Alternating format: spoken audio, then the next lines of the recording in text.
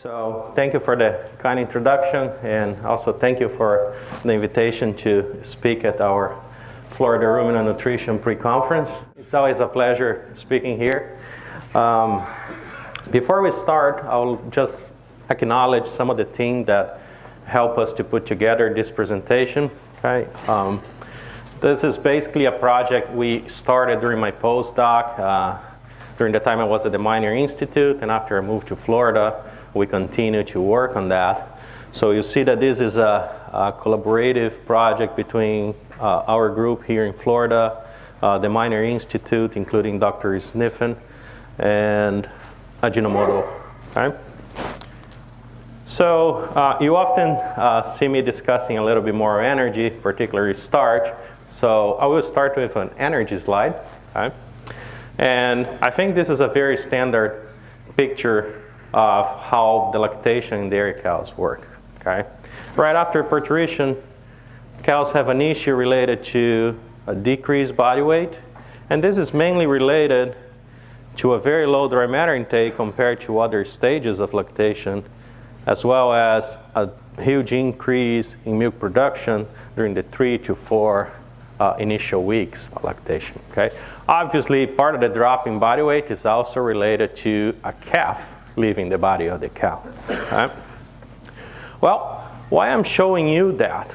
I'm showing you that because when we think from an energy perspective, feeding cows throughout lactation is challenging. Okay? Feeding cows early on in lactation is very challenging. That's why if you go to specific meetings like ADSA meetings, you see a lot of different people try to solve issues related to that period. Okay? And the most common issue related to that period is negative energy balance, okay, which I tried to briefly introduce on the previous slide.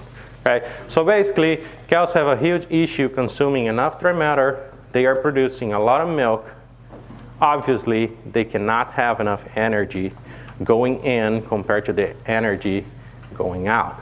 Okay?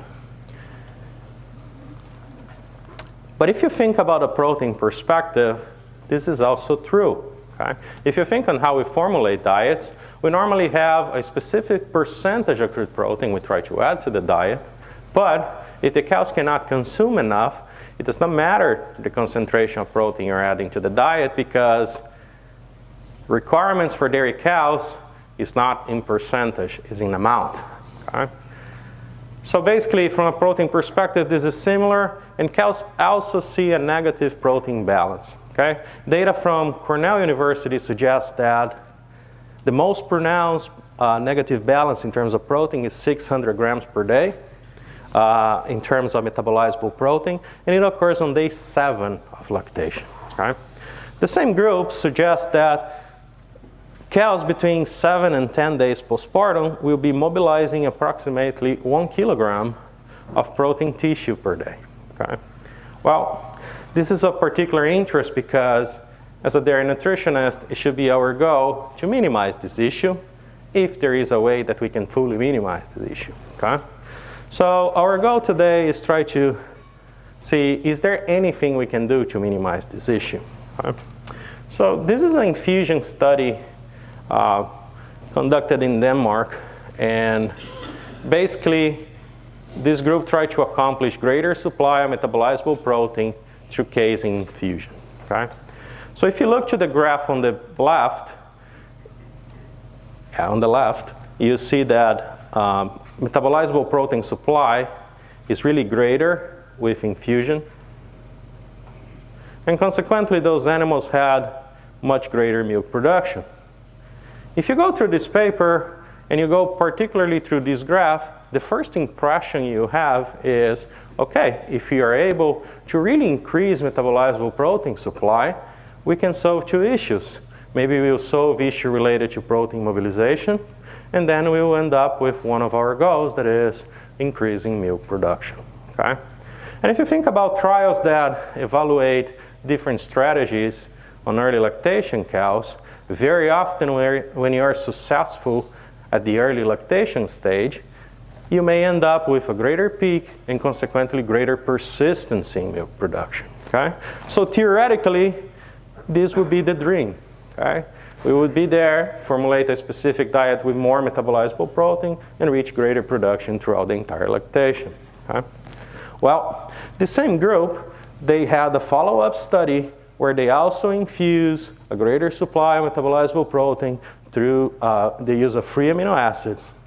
And they had exactly the same response in terms of milk and milk protein yield. Okay, so well, maybe we got there. That's not really true. Okay, the same group suggested that protein mobilization did not really decrease with this infusion of metabolizable protein. Okay, so we did not solve the problem. Okay, we increased milk production using this specific type of trial, but no, protein mobilization was not solved. So after introducing this, I guess a question that we have is, how can we use this initial information in terms of practical diet formulation with the perspective of increasing milk production in early lactation dairy cows? Okay? A very common answer to that would be through amino acid balancing, particularly to the supplementation of rumen-protected amino acids. Okay? Well, Luis, why you're saying amino acid balancing instead of increasing crude protein concentration in the diet? Well, as I mentioned earlier, you may increase crude protein concentration in the diet. If cows eat the same amount, you may end up with greater levels of protein being consumed. But later we will discuss another issue, nitrogen excretion. So we don't want that. Okay? And last, perhaps we can try to combine supplementing rumen-protected amino acid with other nutritional strategies. Okay? And we'll try to discuss that a little bit today as well. So if we focus on the benefits of amino acid balancing, what are the potential benefits we can find?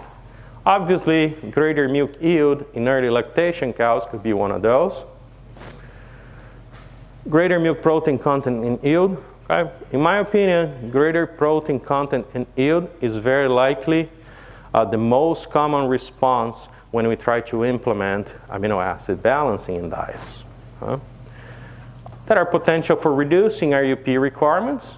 If you have rumen-protected amino acid supplementation, you may end up with more of the specific amino acids reaching the small intestine, and consequently you can use different sources maybe to optimize the rumen.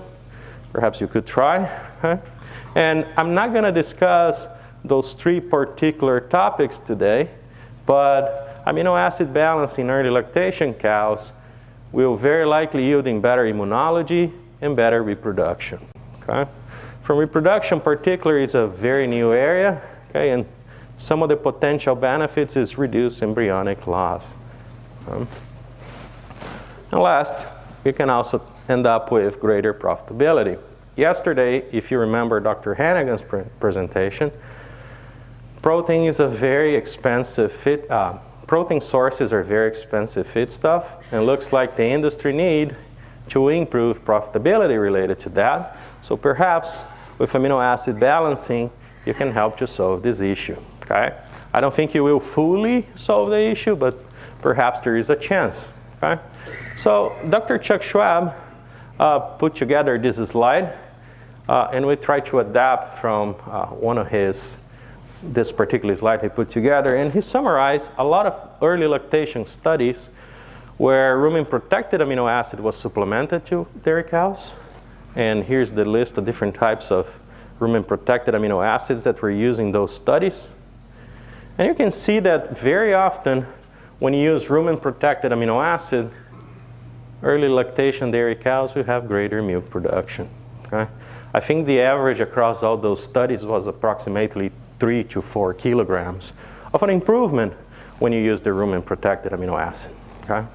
So this particular data set tells us that, yes, using rumen-protected amino acid has very high potential to increase milk production in early lactation cows.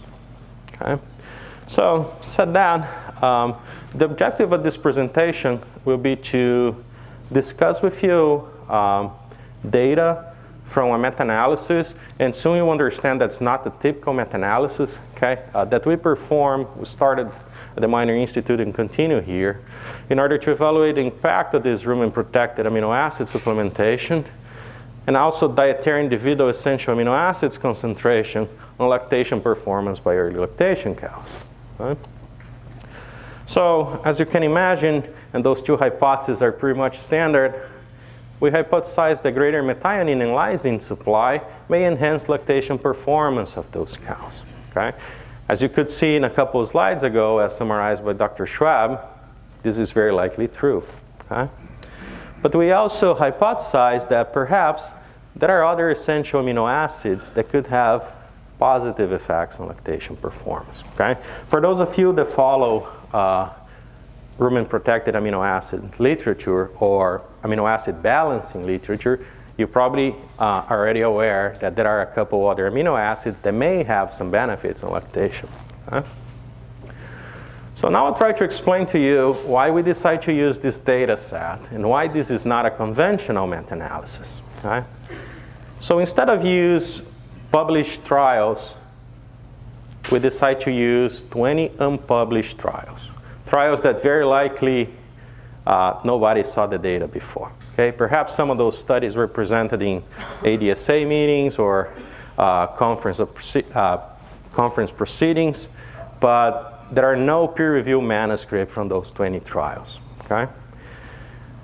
But we think that this is a very unique data set because those are all identical in experimental design, which may sound obvious, right? If you want to test early lactation cows, you cannot run a letting square because you cannot pass cows through early lactation more than one time. But also because every single study we included here had either rumen-protected lysine or a combination of rumen-protected lysine and methionine supplementation. Okay? And for those studies that have only rumen-protected lysine, methionine was also balanced in the diet using other feed sources. Okay? Every single diet using those 20 trials, they were formulated by the same nutritionist, Dr. Chalupa. Okay? And he used the CPM to formulate all those diets. Okay? Before anybody asks me that at the end of the conference or at the end of this presentation, yes, we are aware that CPM is not the best software to formulate diets for amino acid balancing, and I'll point out that to you in a couple of slides. Okay? However, we try to transform every single diet that we had in the CPM format to the CN-CPS most recent version, and it was extremely challenging. It would require that we transform from CPM2 to CPM3, go through every single feed ingredient from every single diet, and fix everything. And after we do everything, we go to CN-CPS using any software you like, and transform that again. Okay? So we decided to do not do that. Okay? So you understand why we didn't fix for this particular issue. Okay? Said that, I would like to ask you, please do not formulate diets based on metabolizable protein supply or grams of amino acids per mega cow of metabolizable energy that I present today. They do not work for the CN-CPS. Please pay attention to the response we are trying to show you instead. Okay? And another thing that was unique to this data set is that every single sample was analyzed in the same laboratory. Well, does that make it perfect? No. Okay? Laboratories also change their assays, but that put all those samples very close to each other. Okay? Another thing that's interesting is that all 20 trials were within a frame of 5 to 6 years. So they were conducted in a very similar time. One issue is that those trials were conducted in the 1990s. Okay? So I did not participate in any of those trials. So I can give you some idea of what those trials were, but I don't have a full picture like I would have if I conducted them. Okay?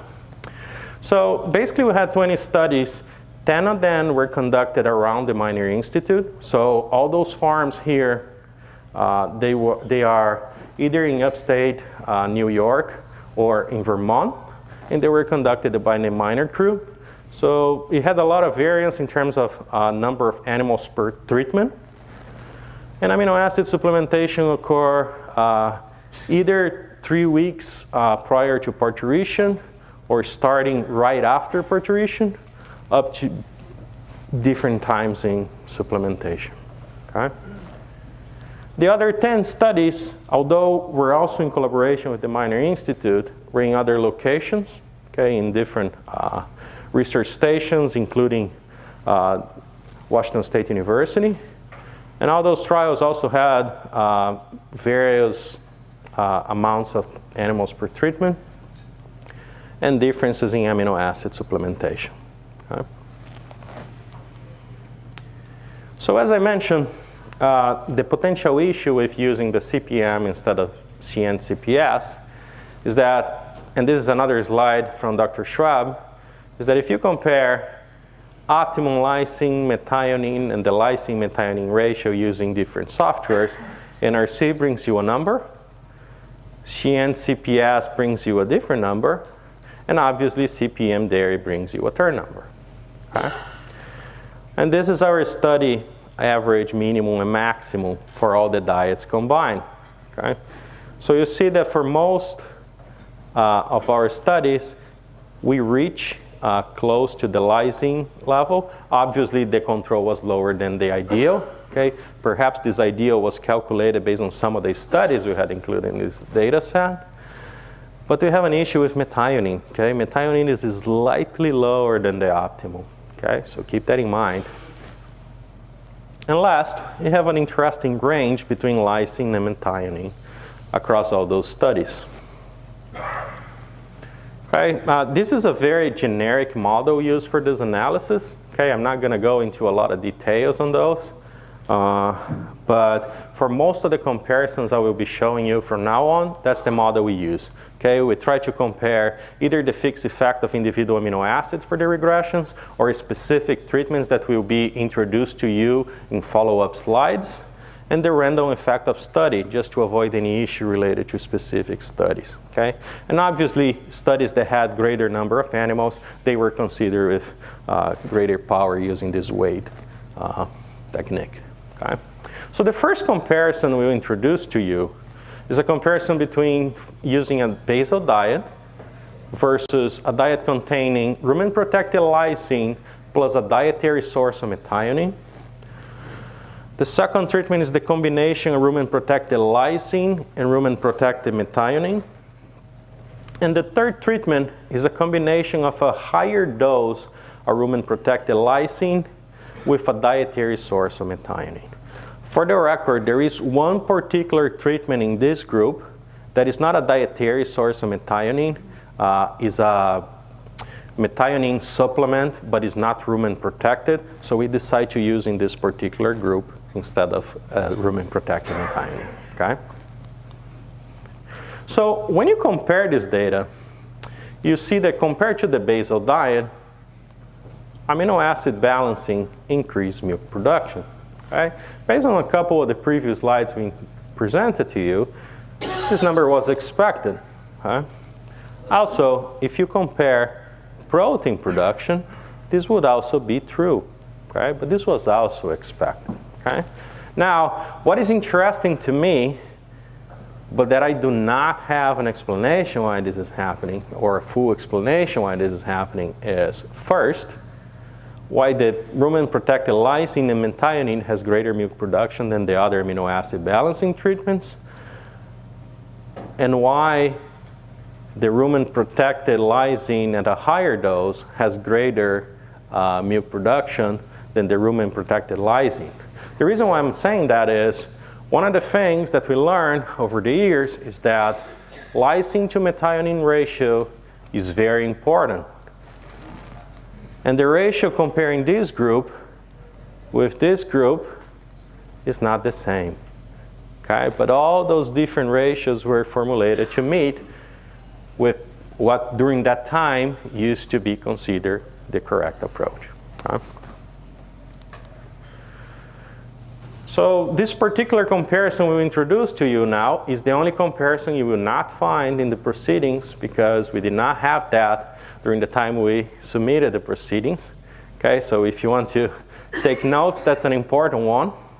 So after we start discussing about this project again, we realized that we had enough data here to compare the basal diet, which means that no amino acid balance, neither prepartum or postpartum, versus a treatment where rumen-protected amino acids were supplemented pre and postpartum And for this particular treatment, we may have diets with rumen-protected lysine or diets with rumen-protected lysine and methionine.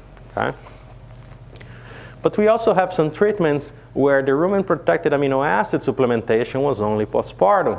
So the question we are trying to answer here is, does it matter when we start supplementing rumen-protected amino acids? And the short answer is, very likely it does. Okay? Please pay attention that we didn't have a lot of treatments for the postpartum group, but when you start prepartum and continue postpartum, your milk production is greater, your energy-corrected milk is greater, and obviously your milk protein is greater than the control group. Okay?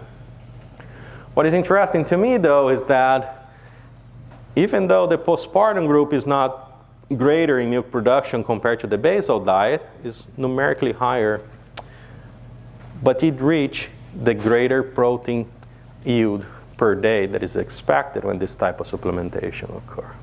Okay? So perhaps an interesting strategy when formulating diets for rumen-protected amino acids is to start some weeks before parturition and continue throughout lactation or throughout early lactation. Okay? So another thing we mentioned earlier today is that perhaps we could use different strategies in combination with rumen-protected amino acid supplementation to optimize the use of those diets. Okay? And a very common strategy would be reducing dietary crude protein. Well, Luis, this goes against what you mentioned earlier today, that if you know the cows will not consume enough, are you going to reduce crude protein, which means that they will consume less kilograms or less grams of crude protein per day? You're right. It goes against what I mentioned earlier. But if you think about nitrogen efficiency, high-producing cows range from 25 to 35, which means that everything else is excreted either in urine or in feces. Okay? And the problem is nitrogen is one of the pollutants from the animal operation that contributes to environmental impact. Okay? And this includes surface water eutrophication, groundwater nitrate, ammonia emissions. Okay? And because of that, we, or the dairy industry, is under pressure to reduce nitrogen excretion. Okay? So perhaps it's something that should be considered. Okay? So in order to do that, we start thinking that, okay, so if you're able to improve nitrogen utilization efficiency without compromising production and health, perhaps we should do so. Okay? And previous studies reducing dietary crude protein concentration in the diet suggested that this technique, or this diet formulation strategy, is an efficient way to reduce nitrogen excretion. Keep in mind, however, that most studies in this area, they are with mid-lactation cows and not early lactation cows. Okay? However, reducing crude protein may result in deficient supply of metabolizable protein. Okay? And perhaps you may end up with lower yields of milk and milk protein. So you need to be careful on how you do that. Okay? So the question is, how can we supply this adequate metabolizable protein without compromising yields of milk and protein? Okay? Well, let's try one more time, comparing a basal diet versus rumen-protected amino acid supplementation diets with either reduced crude protein concentration, reduced RDP, or reduced metabolizable protein concentration.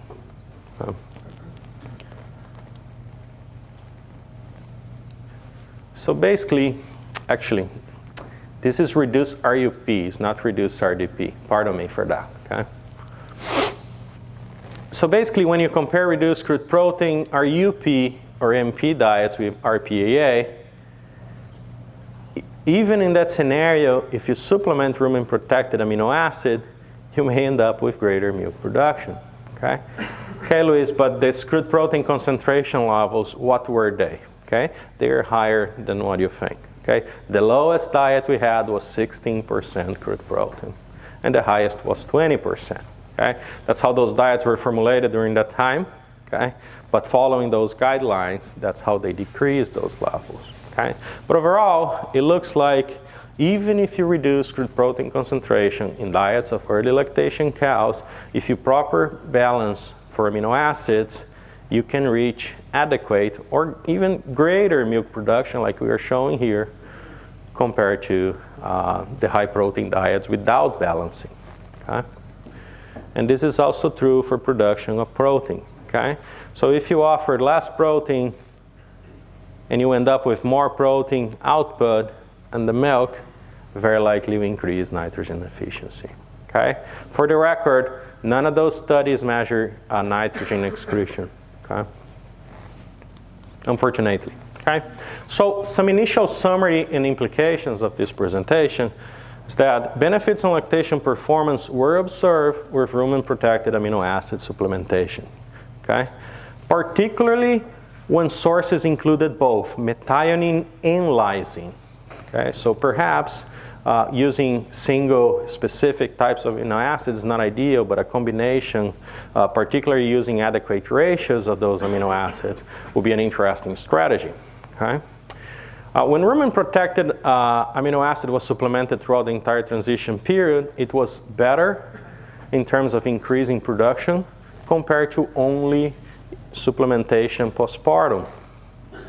And last, supplementation of rumen-protected amino acid could be an interesting and viable tool to reduce crude protein levels in dairy cattle diets. Okay? So now that we put that aside, we will introduce to you the potential effects of other essential amino acids, which was originally the primary goal of our experiment, okay? But today is being used as the secondary goal. Okay? So for this particular comparison where we analyze each individual essential amino acid, we use data from the initial 4 weeks of lactation only. Okay? We had for several studies data from the entire lactation, but we decided to use only the initial 4. What amino acid balancing during those 4 initial weeks can accomplish. Okay? So for each comparison, we try to compare linear and quadratic regressions, and we only show those that had the better response, either the linear or quadratic. And we compare those essential amino acids with milk, energy-corrected milk, and milk components, content, and yield. So just to give you an idea, that's the concentration for each essential amino acid in grams per day. Okay? And that's the expected variance you could have for every single amino acid. Okay?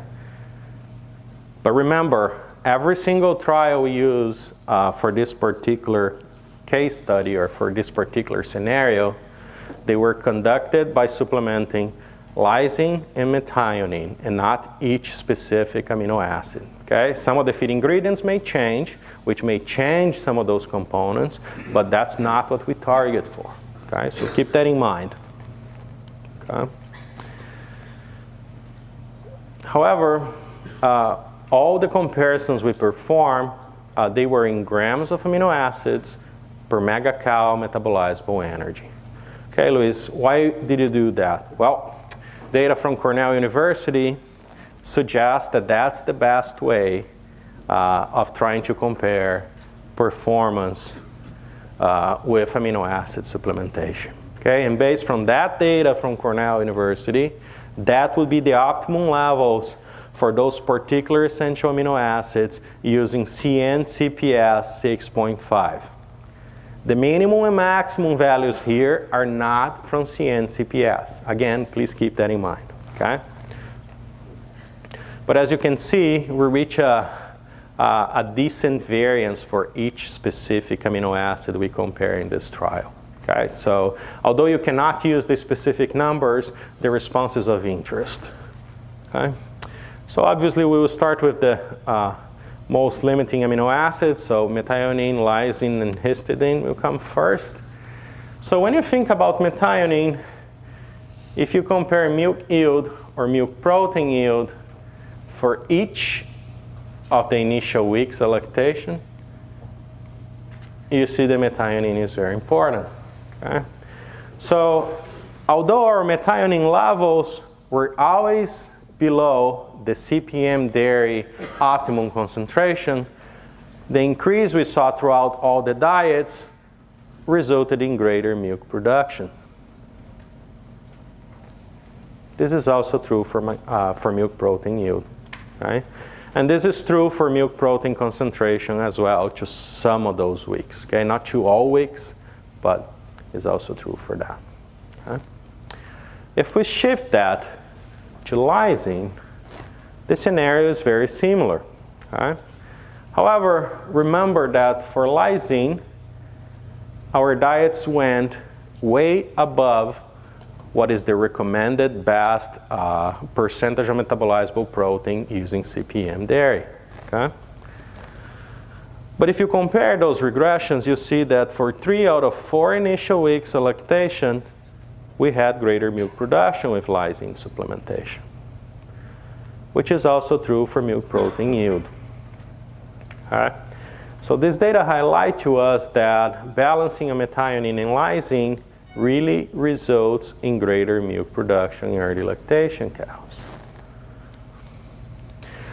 However, when we shift to other amino acids, this may also be true.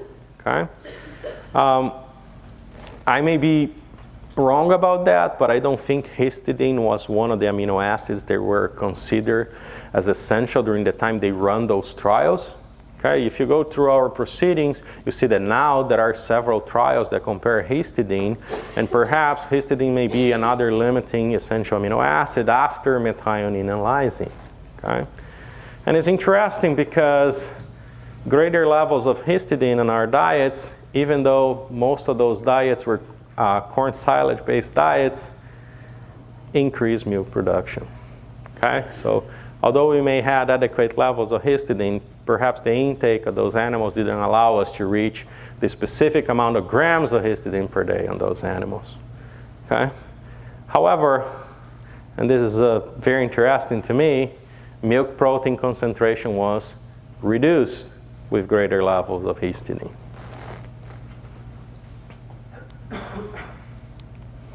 Another amino acid that received some attention recently is valine. Okay, so recently JDS had a paper published with valine supplementation in late lactation cows, and cows receiving valine had greater milk production. Okay, so to us it was interesting to see that valine had a similar response in our diets on weeks 3 and 4 lactation. So basically greater valine supplementation or more grams of valine per megacal metabolizable energy led to greater milk production. Okay?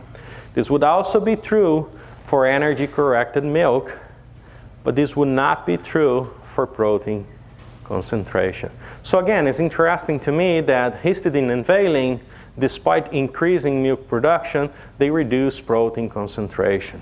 Okay? So what this tells to me is that histidine and valine, they are not increasing the amount of protein output by the mammary gland, even though it's able to increase milk production. Okay? So the other essential amino acids we'll just pass through quickly. The response for the other amino acids is slightly lower in terms of magnitude compared to this initial 4 essential amino acids, but I will highlight them to you. So in terms of leucine and phenylalanine, we saw quadratic relationships for milk and milk protein yields from weeks 1 to 4. Okay, Luiz, it's a quadratic relationship. Can you explain to us if there is a specific limit where it stopped increasing milk and milk protein yield, or it stopped decreasing milk and milk protein yield? I cannot. The graphs do not look good. It's very difficult to understand what's going on with those particular relationships. That's why we decided to don't show the graph to don't confuse anybody. Okay? In terms of isoleucine, it was negatively related to energy-corrected milk and milk protein yield during weeks 3 and 4 of lactation, which means that if you have to balance for isoleucine, perhaps this is one of the amino acids you don't want to increase because it may end up with lower milk production. Okay? I'm unsure why this is the case, but that's the response we got out of this particular data set. Okay? In terms of arginine and threonine, that are other amino acids that have been discussed recently, a negative relationship was observed for milk fat content and yield on weeks 3 and 4. And isoleucine is repeated here. And last, tryptophan was negatively related to energy-corrected milk, milk fat content, and yield. Okay? So some summary implications for these regressions that we put together. There are benefits on lactation performance with increased concentrations of methionine, lysine, valine, and histidine. However, isoleucine and tryptophan were negatively related to lactation performance, and arginine and threonine resulted in milk fat depression. And all those results, they underscore that amino acid balancing is very important, but we need to start going beyond lysine to methionine ratio, okay, when formulating diets for early lactation dairy cows.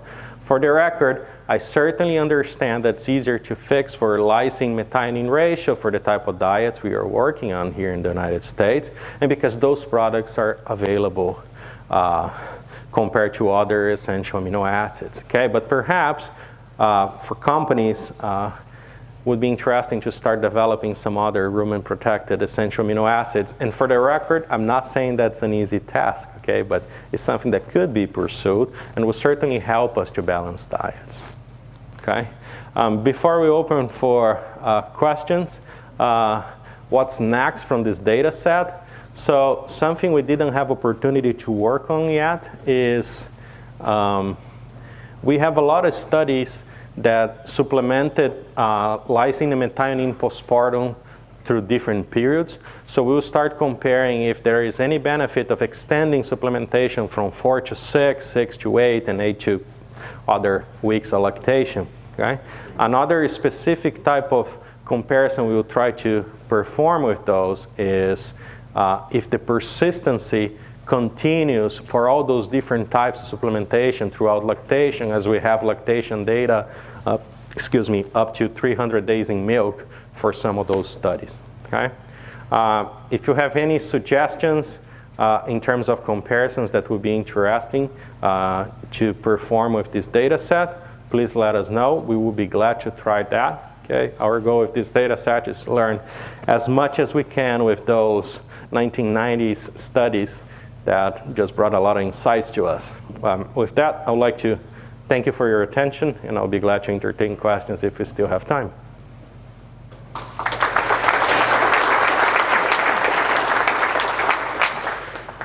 We have time for a couple questions.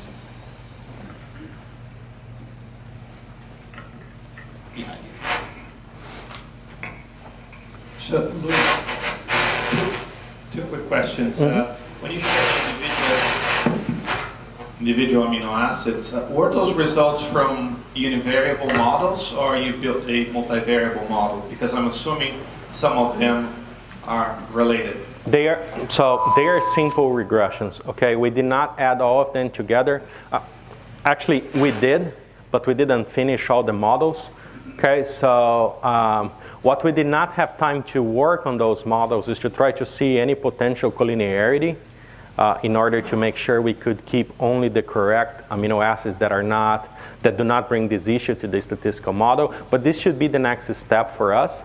Okay, another thing that we would like to do is to regress the lysine-methionine ratio. But recently, I just got a review from JDS from another meta-analysis saying that I should never use ratios for those. So I don't know if we should do that or not. Okay, honestly, I will probably do out of curiosity, but not sure if I will be presenting the data. But it's another thing I want to do. So. One more. I'm assuming that when you showed the response on weeks 1, 2, 3, 4. Those were based, the predictor was grams of a particular amino acid. So how much of that change is due to the experiment in which you drew your data? They had cows that consumed more feed, but not necessarily it was treated by the amino acid per se. Yeah, so all the variance in the data set is related to the diet, okay? as you saw, not all, but most of those studies, they are farm studies. So there are limitations on collecting specific dry matter intake data. When we start using inputs on dry matter intake into that, we drastically reduce the number of studies we would have available. But ideally, I would like to compare weak dry matter intakes versus the diet, so I could properly tell you the specific amount of grams of each amino acid that was really consumed, but that's not what we did. That's the formulated diet based on the average dry matter intake of the group and not the average, and not the dry matter intake of individual cows, which would be the ideal. I have a question. One concern I have with the data set is the very low milk protein in the control Yeah. cows. Mm-hmm. What I'd like to see you do is analyze your data splitting out the data set, looking at studies where the milk protein was 3% or higher, and see if you still get the responses to supplemental amino acids. Because when I look at milk protein yield, it's extremely low for what we're trying to shoot for today. We're trying to shoot for 1.3 to 1.4 kilos of milk protein. Yeah, thanks for the comment. I agree with you. A lot of those trials, they had very low milk production. Okay, milk protein production. Milk production was actually good. I would try this approach.